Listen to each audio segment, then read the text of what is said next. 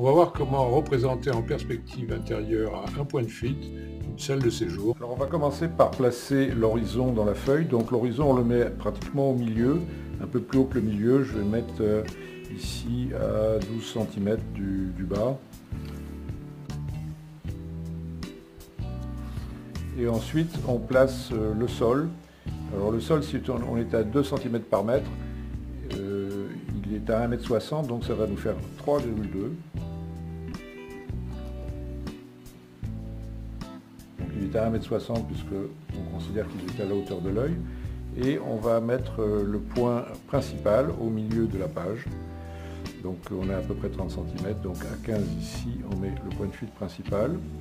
Et puis on va avoir le mur du fond de la pièce. Alors on lui a donné 5 mètres, donc ça va faire 5 cm de chaque côté, mais on peut se décaler un petit peu par là. On va faire 6 d'un côté, 4 de l'autre, pour donner un peu plus d'importance à ce côté-là. Donc ici ça va faire ceci, donc on sera légèrement décalé par rapport au centre de la pièce. On peut faire les verticales.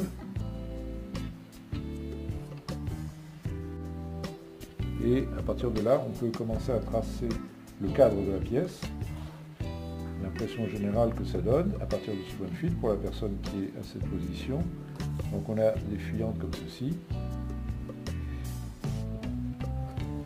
Et à partir de là, on va pouvoir faire quelques petites transformations de cette pièce et progressivement l'aménager. Donc on a comme un cadre nu. Et la première chose que je voudrais faire, c'est, alors il y a une chose à faire bien sûr, c'est de placer les points de distance, c'est-à-dire des points qui sont les points de fuite des directions à 45 degrés. Donc j'estime que je suis à 7 mètres de distance de ce point-là, en retrait comme ça, donc 7 ça fait 14 cm et ça fait 14 cm de l'autre côté, donc j'ai 2 points de distance. Et maintenant je vais appliquer ceci en imaginant un renfoncement de la pièce de ce côté-là de 1 mètre. Donc si je prends 1 mètre, ici c'est-à-dire 2 cm, je recoupe le mur ici comme ceci, et ça c'est 1 mètre de plus, donc je n'ai plus qu'à faire tourner le dessin. Et le renfoncement était comme ceci. Si on veut marquer ça, on peut effacer un petit peu le trait ici, pour bien faire comprendre le volume. On va reprendre ça tout à l'heure un peu plus fortement.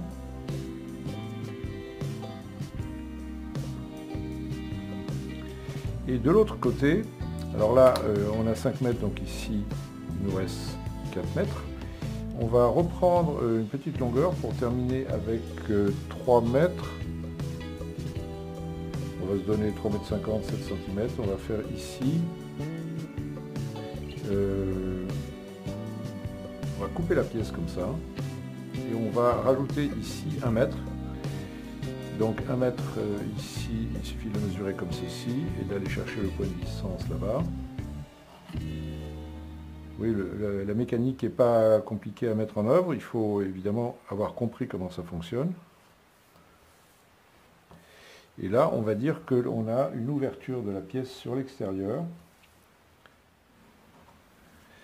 Donc on va poursuivre comme ceci. Et figurer l'épaisseur de la façade, de la menuiserie et tout ça. Donc on va rajouter ici 50 cm. Donc ça viendrait jusqu'ici. Voilà, et là on estime que donc ça c'est légèrement à l'ombre. Alors on avait 3 mètres sous plafond, sous l'ouverture que l'on va mettre ici, on n'a peut-être pas 3 mètres. On peut estimer par exemple qu'on a 2 mètres 40, donc ça ferait 4,8. Donc à partir d'ici, on va placer cette hauteur, ça vient ici et ça vient en avant comme ceci. Et on va imaginer qu'à l'extérieur, on a un balcon qui est légèrement en contrebas comme ça, là, et qui fait par exemple 1,50 m d'épaisseur, de largeur, 1,50 m, ça fait 3 cm, donc ça vient ici. Et le balcon, il va être comme cela, au niveau du sol. Et si on a 1 mètre de hauteur, on la mesure toujours sur le mur du fond, ça fait ceci. On peut faire la coupe sur le balcon, sur le mur du balcon, imaginons qu'il y ait une certaine épaisseur, et que ce balcon se poursuit au-delà de cet angle, et bien par exemple de 1,20 m. Donc c'est ici, à cette hauteur-là, qu'on peut mesurer les 1 m.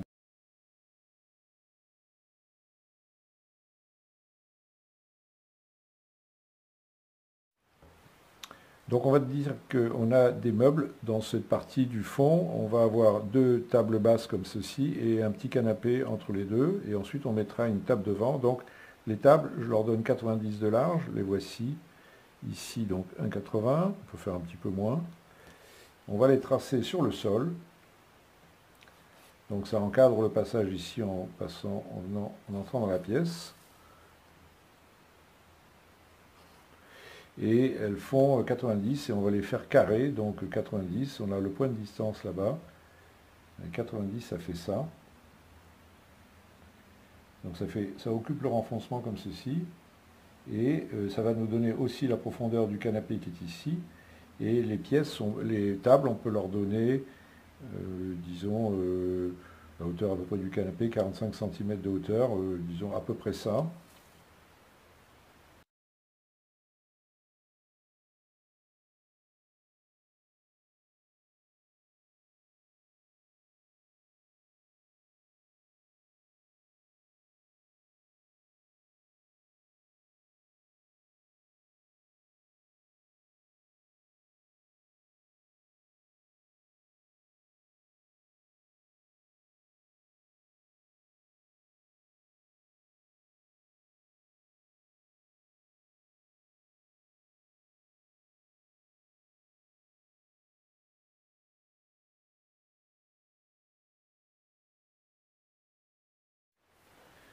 Alors on a bâti le système,